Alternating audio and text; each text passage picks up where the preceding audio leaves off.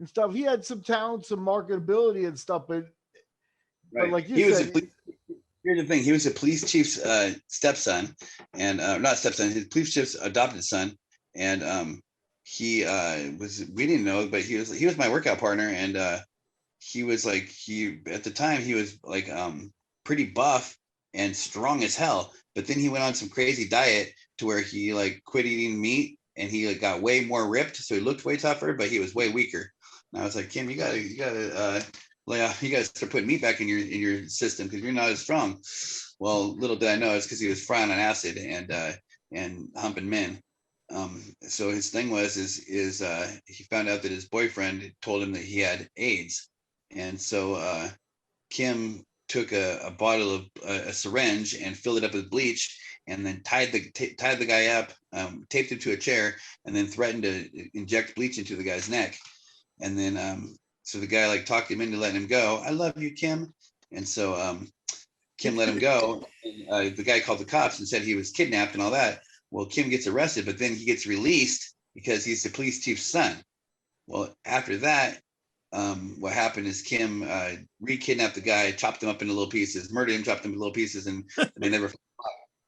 And damn, confesses that to his girlfriend, and his girlfriend like tells the cops what happened, and so they ended up getting him on circumstantial evidence. He's doing life in prison. Man, a training partner, huh?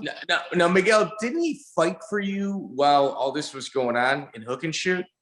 If I could add to the story, I think that the actual incident where he committed murder happened either the week before the Hook and Shoot. He flew to Hook and Shoot and fought, and if you check the tape, his band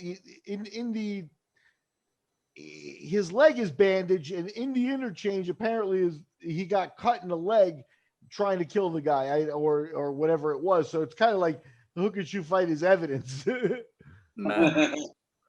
Hey, if I'm this dude should have tried to fight for you in freaking Costa Rica. He could have just never came home, man. That's what would have been my plan. It's just, I mean, that's a lot to take in there, and it goes beyond fighting. There's a lot of problems there, but he was a talented individual. He actually was part of Matt's ADCC team one year too. Yeah, he was a good grappler, man. He was good. Matt brought him, and Matt had that kid Otto Olson, who ended up getting second at WWE. But Otto was a runner-up in national. He was a 3-time All-American in nationals in wrestling too. Wow. So Otto was just a long, tall, lanky guy, and he ended up wrestling his way to second place at Abu Dhabi. Yeah, like the mixed martial art grappling world, you meet so many people that you would normally never cross paths with. Another guy like Rafael Torre. It's just like footnotes like Kim Mason and Rafael Torre. Did you ever like cross paths with Rafael? But it's so interesting how these people kind of come to the top. Rafael was nice too, like for a guy that murderer. But he was nice. Now you said you kind of split time. You spent a lot of time at Team Quest. Did you ever roll with Gerald Strevent? Yeah. I mean, we're talking murderers. I mean, we might as well go all in. What was your experience like with him? It's roll, nothing big where I have anything special to say. Just we rolled in goes, and that was about it.